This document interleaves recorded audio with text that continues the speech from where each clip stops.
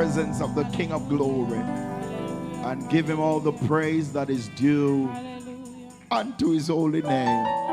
The writer said, because he lives, I can face tomorrow. Because he lives, all fears are gone. Because I know, in spite of what is happening in the world today, it is God who holds the future. And he's always watching over us. Amen. We give him all the praise. At this time, we're going to have, amen, Sister Zuri going to come. Amen. And she will be reading for us, amen, the day's lesson.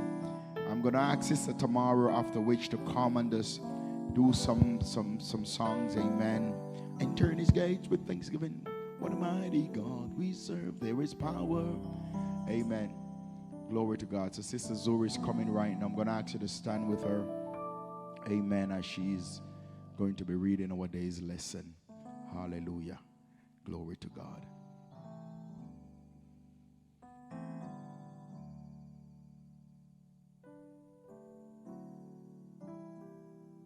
Good morning, church. We'll be taking from Psalms 105, verse 1 through 6. Give thanks to the Lord and proclaim his greatness. Let the whole world know what he has done. Sing to him. Yes, sing to his praises. Tell everyone about his wonderful deeds. Exalt in his holy name. Rejoice, you who worship the Lord. Search for the Lord and for his strength. Continually seek for him. Remember the wonders he has performed, his miracles and his ruling he has given.